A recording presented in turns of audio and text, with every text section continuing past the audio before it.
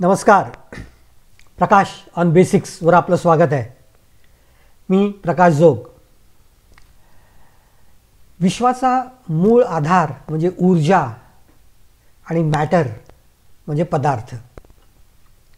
अर्थात त्याला तापमान आणि काल म्हणजे टाईम यांचा आधारही लागतो. त्यामुळे आपल्या भोवती जे काही आपण बघत असतो त्या सर्वांच्या बाबतीत चर्चा करताना यांचाच विचार करायला पाहिजे. ऊर्जेबद्दल काही प्रमाणात आपण बोललेलो आहोत. आता आपण पदार्थांकडे वळूया. त्याचा मूळ घटक म्हणजे ॲटम, ज्याला आपण परमाणू असं म्हणतो. आपण सुरुवातीला काही ऊर्जा प्रकार बघितले. उष्णता, प्रकाश, किरणोत्सर्जन ह्या गोष्टी मात्र व्यवस्थित समजायच्या असतील तर आधी परमाणू म्हणजे ॲटम म्हणजे काय हे आधी समजलं पाहिजे. यासाठी मी मूळ इंग्रजी शब्द आहेत ते तसेच वापरणार आहे. शिवाय अनेक आकडे सांगणार आहे. ते आकडे लक्षात ठेवले पाहिजेच असं नाही, पण त्या संख्या किती मोठ्या आहेत किंवा किती लहान आहेत याची कल्पना यावी म्हणून हे आकडे मी तुम्हाला सांगणार आहे. तेवढे लक्षात आलं तरी व्यवस्थित आहे. हे सर्व समजण्यासाठी मूळ ॲटमची सुरुवात कुठून झाली याची चर्चा केली पाहिजे. वैशेषिक दर्शनाचे गुरु म्हणजे कणाद यांनी खूप पूर्वी म्हणजे 600 BC मध्ये परमाणू या शब्दाचा वापर केला आणि सर्व गोष्टी या परमाणूंपासून, अणू आणि परमाणूंपासून बनलेल्या आहेत असं त्यांनी सांगितलं होतं. त्याच्यानंतरच्या काळात ग्रीक लोकांनीही त्याच्यावर काही काम केलं आणि ॲटम हा शब्द खरं तर ग्रीक लिटरेचरमधूनच पुढे वापरण्यात आला.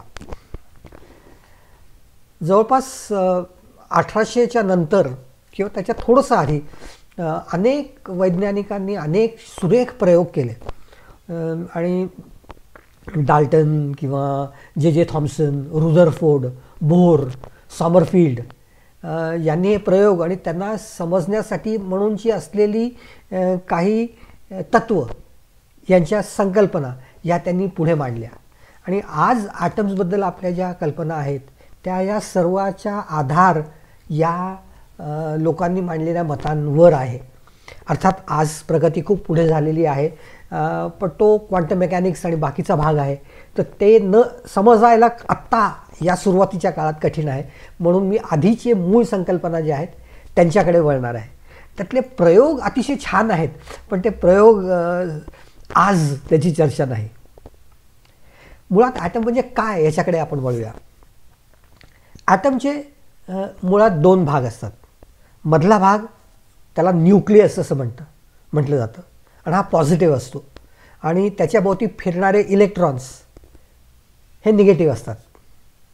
मग ते फिरतात म्हणजे ग्रहमालिकेसारखे फिरत नाहीत, 2 डायमेन्शन्समध्ये नाही, पण ते एखादा लोकर गुंडाळावी तसं अनेक बाजूंनी पण एकाच दिशेनी अशी त्यांची हालचाल होत असते.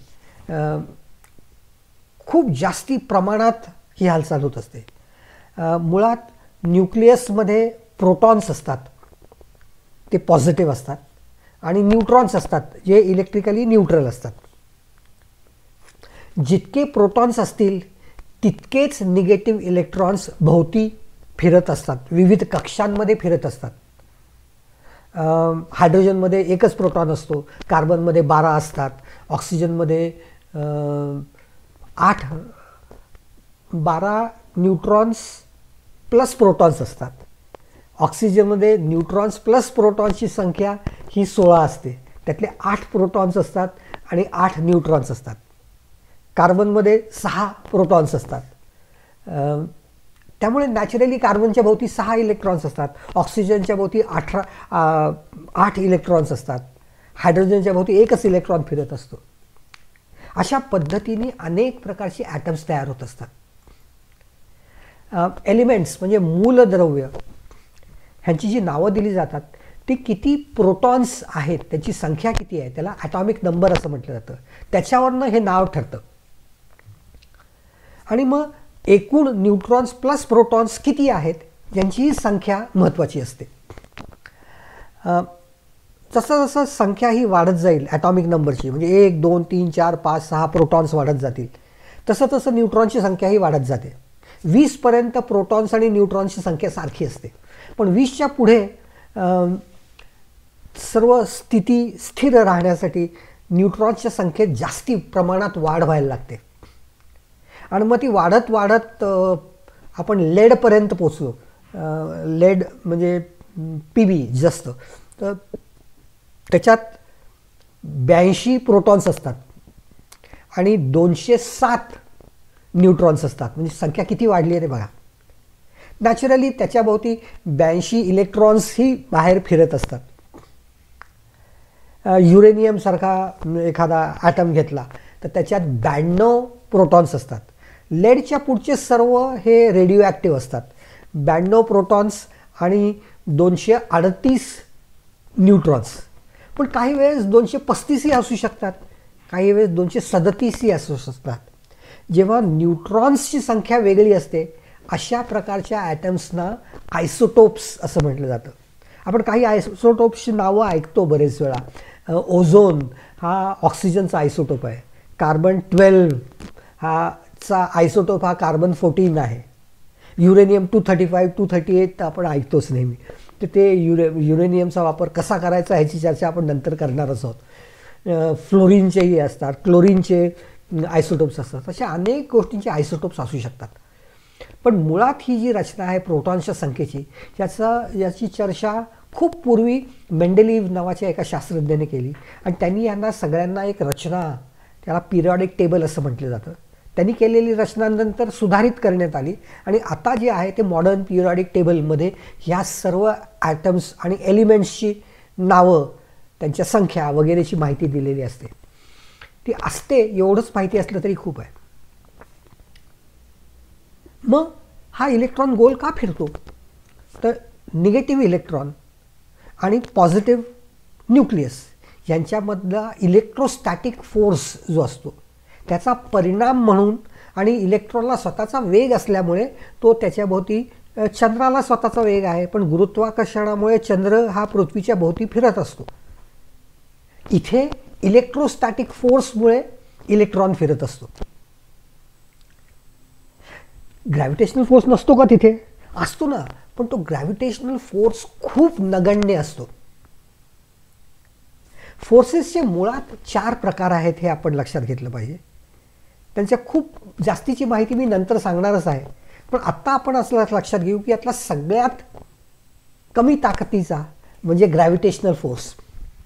तो जर 1 असा आपण धरला तर इलेक्ट्रोस्टॅटिक फोर्स म्हणजे पॉझिटिव्ह आणि निगेटिव्ह चार्जेसमधला फोर्स हा त्याच्या 10⁻36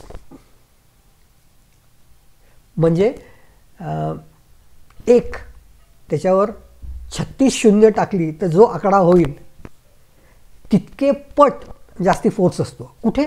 तर समजा 2 प्रोटॉन्स घेतले, त्यातलं किती इलेक्ट्रोस्टॅटिक रिपल्सिव्ह फोर्स आहे तो बघितला आणि ग्रॅव्हिटेशनल फोर्स बघितला तर त्यातला फरक हा इतका जास्ती आहे. आणि मग न्यूक्लियसच्या आत पण वेगळा फोर्स असतो. 2 फोर्सेस असतात. त्यातल्या पहिल्याला वीक न्यूक्लिअर फोर्स असं म्हटलं जातं.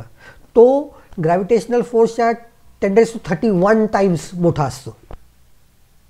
आणि सगळ्यात ताकदवान फोर्स, तो स्ट्रॉंग न्यूक्लिअर फोर्स असं ज्याला म्हटलं जातं, तो ग्रॅव्हिटेशनल फोर्सच्या 10⁻38 म्हणजे एकावर 38 शून्य लावली तर त्याच्याहूनही जास्ती त्याची ताकद ग्रॅव्हिटेशनल फोर्सपेक्षा असते. त्यामुळे हे अतिशय ताकदीने घट्ट धरलेला न्यूक्लियस आणि त्याच्या भोवती फिरणारे इलेक्ट्रॉन्स अशी रचना असते. मग जसं जसं प्रोटॉन्सची संख्या वाढेल तसं तसं इलेक्ट्रॉन्सची संख्याही वाढत जाते आणि ती वाढत वाढत वाढत, मी मगाशी सांगितलं तसं एकूण पिरियॉडिक टेबलमध्ये आज मितीला आपण 118 एलिमेंट्स आहेत असं म्हणतो. तर ह्या 118 एलिमेंट्समध्ये त्या त्या प्रमाणात इलेक्ट्रॉन्स असतात, मग फिरत असतात. किती वेगाने फिरतात? 2180 किलोमीटर पर सेकंड इतक्या वेगाने इलेक्ट्रॉन हा न्यूक्लियसच्या भोवती फिरत असतो आतला शेलमधला.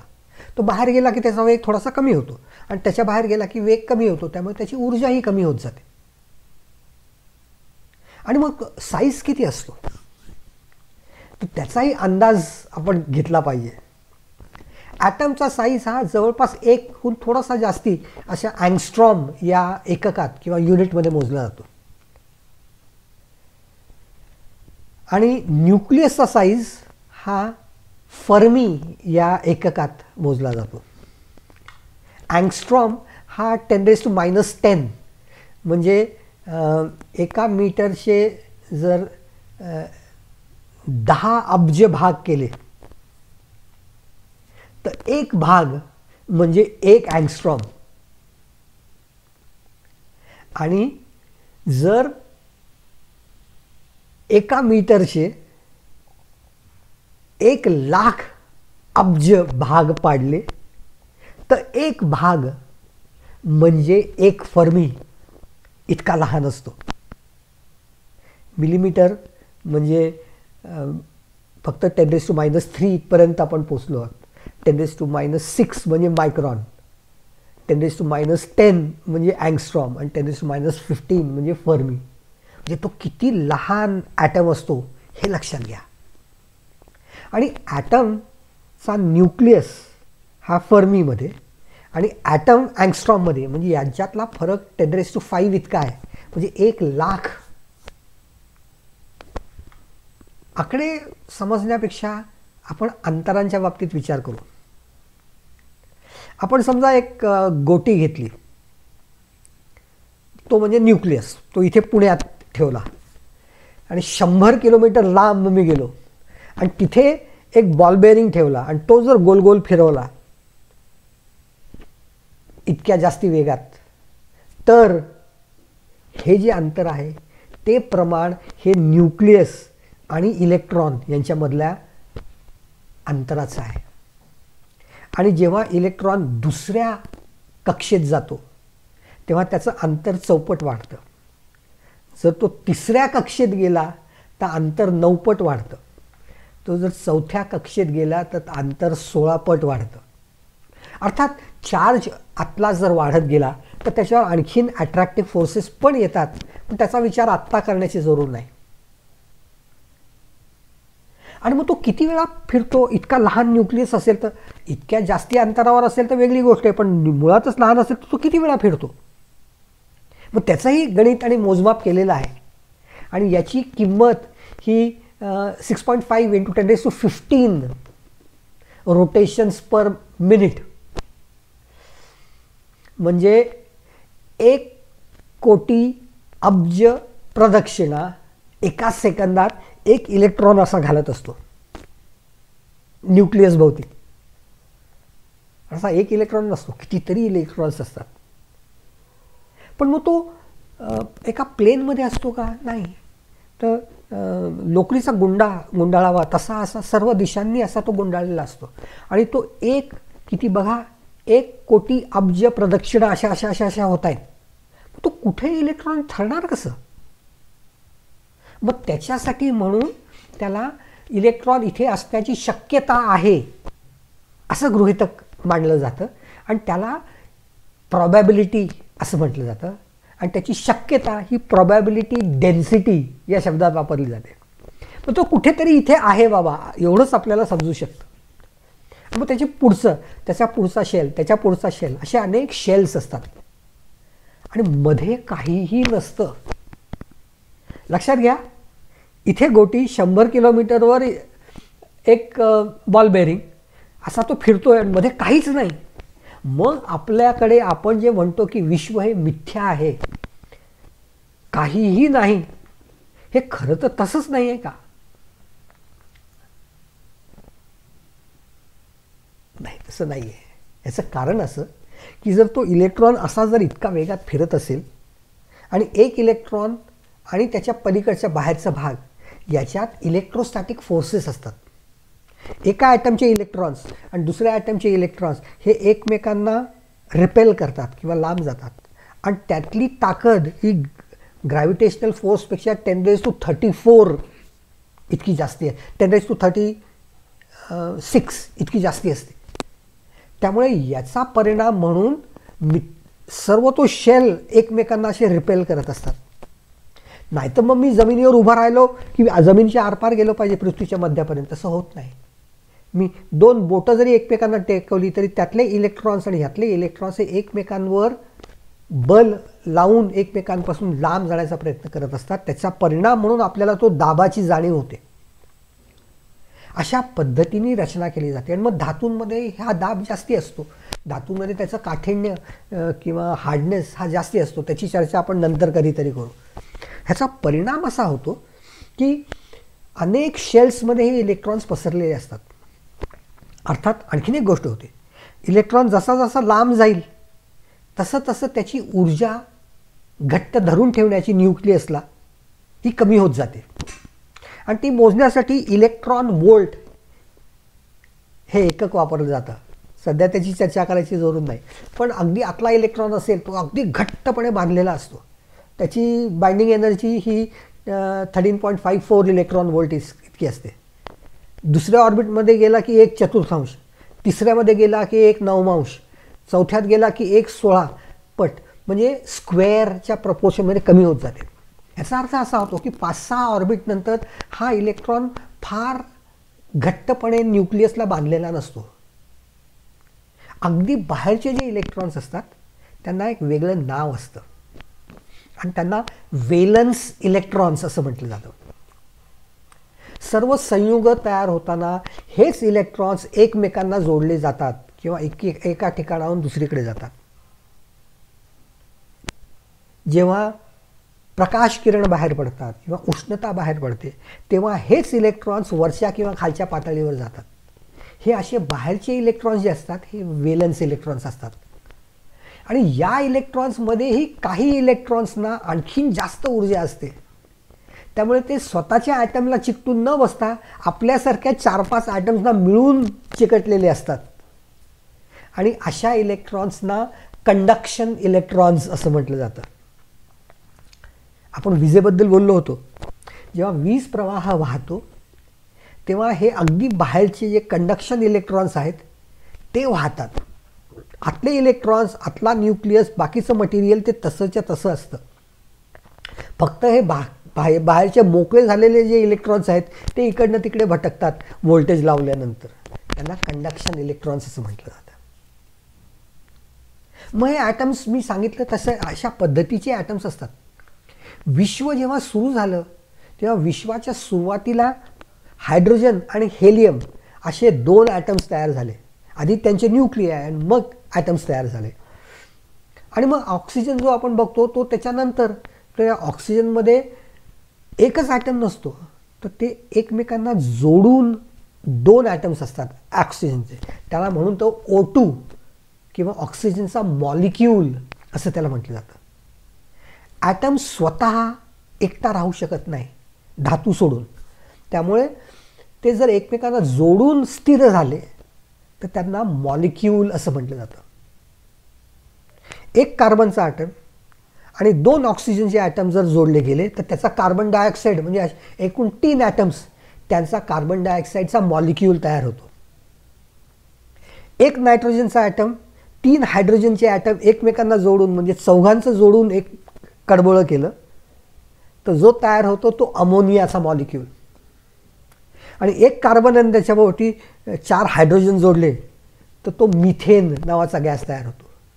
आणि आपण पेट्रोलियमबद्दल बोललो होतो तेव्हा ब्युटेन आणि प्रोपेन आणि बाकीच्या गॅसेसबद्दल बोललो होतो. त्या साखळ्या असतात. असे अनेक बंध निर्माण केले जातात. हे बंध निर्माण करण्याचे 2 मूळ पद्धती आहेत, त्याही लक्षात घेतल्या पाहिजेत. काय असतं माहिती आहे का की सगळ्यात बाहेरची कक्षा जी असते त्याच्यात नियमाप्रमाणे एक तर 2 किंवा 8 इलेक्ट्रॉन्स एवढेच असू शकतात. अशी स्थिती असेल तर तो ॲटम हा स्थिर असू शकतो. मग होतं काय की जर बाहेर एकच इलेक्ट्रॉन असेल तर तो ॲटम म्हणतो मी याला घालून टाकतो आणि स्थिर होतो. मग त्याचं आयनमध्ये रूपांतर होतं. किंवा जर बाहेर 7 असतील तो ॲटम म्हणतो मी एकाला ओढून घेतो, माझे 8 करतो आणि मग मी स्थिर होतो. मग याच्याकडे जास्ती आहे त्याच्याकडे कमी आहे अशी स्थिती आली तर ते एकमेकांना देऊन टाकतात. आणि मग जे तयार होतं ते इलेक्ट्रोव्हॅलेंट बॉन्ड हा अतिशय कठीण असा बॉन्ड तयार होतो. आणि हा बॉन्ड आपल्याला सगळ्यांना माहीत असलेल्या गोष्टीत आहे. मीठ जे आपण खातो दॅट इज सोडियम क्लोराईड. सोडियममध्ये अगदी बाहेरच्या कक्षेत एकच इलेक्ट्रॉन असतो, म्हणून सोडियम तुला टाकून देतो. आणि क्लोरीनमध्ये बाहेरच्या कक्षेत 7 असतात. क्लोरीन म्हणतं आणखीन एक मला देऊन टाका, म्हणजे माझे 8 पूर्ण होतील, तुझंही जास्तीचा निघून जाईल. आणि मग सोडियम आणि क्लोरीन यांचा एक बंध तयार होतो. आणि it is a very strong bond. काही वेळेस काय होतं की बाहेरच्या कक्षेतले ॲटमची संख्या ही 6 किंवा अशी जवळपास अशी काहीतरी वेगळी असते. मग ते 2 ॲटम्स एकमेकांजवळ येतात, म्हणतात तू माझं टेम्पररी तुझे 2 मला दे, माझे पण तू वापर, आणि आपले दोघांचे आपण 8-8 करून टाकूया. अशा प्रकारच्या बॉन्डला कोव्हॅलेंट बॉन्ड असं म्हटलं जातं. ऑक्सिजनचा मॉलिक्यूल असाच तयार होतो, कार्बन डायऑक्साईडचा मॉलिक्यूल असाच तयार होतो. असे वेगवेगळ्या प्रकारचे मॉलिक्यूल्स तयार होतात, असे वेगवेगळ्या प्रकारचे बॉन्ड्स तयार होतात. आणि मग याचाच परिणाम म्हणून या एक वेगवेगळ्या ॲटम्समध्ये वेगवेगळ्या ताकदीचे बॉन्ड्स तयार होतात. जर 2 बॉन्ड्स जोडणाऱ्या रॉड असेल तर त्यांची हालचाल एकमेकांच्यापासून वेगळी होणार नाही. यांना सॉलिड्स असं म्हटलं जातं. जर हे ॲटम्स हे साखळ्यांनी जोडले असल्यासारखे असतील तर म्हणजे हालचाल सहज शक्य आहे, तिथे लिक्विड्स तयार होतात. आणि जर ह्या साखळ्या नसतीलच, फक्त वेगवेगळे असतील, तर तिथे गॅसेस तयार होतात. आणि मग त्याची पुढची पायरी म्हणजे प्लाझ्मा, जिथे आयन आणि वेगळे इलेक्ट्रॉन्स भरकटलेले अशी स्थिती निर्माण होते. त्यामुळे सॉलिड्स, लिक्विड्स, गॅसेस आणि प्लाझ्मा अशी 4 स्थित्यंतर आहेत. खरं तर आणखीन एक आहे, त्याला बोस आईन्स्टाईन कंडेन्सेट असं म्हटलं जातं. कधीतरी नंतर बोलू त्याच्याबद्दल. असे हे बाहेरचे घटक. त्यामुळे आपल्याला एखाद्या गोष्टीमध्ये काय प्रॉपर्टीज आहेत किंवा त्याचा रंग कसा आहे, तो कठीण आहे का सॉफ्ट आहे, हे सर्व ह्या बाहेरच्या इलेक्ट्रॉन्समुळेच ठरत असतं. आणि अशा पद्धतीनेच संयुग तयार होत असतात. पण मग न्यूक्लियसचं काय? न्यूक्लियस याच्यावर फक्त रेडिओ ॲक्टिव्हिटी म्हणजे किरणोत्सर्जन अवलंबून असतं. तो एक पूर्णपणे वेगळा भाग आहे, तेव्हा त्याच्याकडे आपण येणार नाही, नंतर कधीतरी. आता पुढची पायरी, अगदी बाहेरचा इलेक्ट्रॉन आहे, त्याला मी कुठल्या तरी पद्धतीने ऊर्जा दिली, तो इलेक्ट्रॉन वर गेला किंवा मोकळा झाला. तर असा मोकळा झालेला इलेक्ट्रॉन मोकळा तर राहू शकत नाही, तो परत येतो आणि आपली जी काय कक्षा असेल तिथे तो बसतो. सगळ्यात बाहेरची कक्षा. तुम्ही किती ऊर्जा देताय याच्यावर तो इलेक्ट्रॉन बाहेर पडतो का नाही हे ठरतं. आणि तो इलेक्ट्रॉन जेव्हा परत येतो तेव्हा त्याची असलेली ऊर्जा तो देऊन टाकतो. या दोन्ही प्रकरणांमध्ये एकात ऊर्जा द्यायला लागते, ती देण्यासाठी वेगवेगळ्या पद्धती वापरता येतात. आणि जेव्हा इलेक्ट्रॉन खाली येतो त्यातनं जे बाहेर पडतं त्याला इलेक्ट्रोमॅग्नेटिक रेडिएशन असं म्हटलं जातं. या विद्युत चुंबकीय तरंग हा त्याचा मराठी शब्द. आणि याचे अनेक भाग आहेत. त्यातला काही भाग हा उष्णतेला जोडून आहे आणि काही भाग हा प्रकाशाला जोडून आहे. त्यामुळे जर विशिष्ट तापमान दिलं तर वस्तू तापते आणि त्यातनं उष्णता बाहेर पडायला लागते. आणि ती वस्तू खूप तापली की त्यातनं प्रकाश बाहेर पडायला लागतो.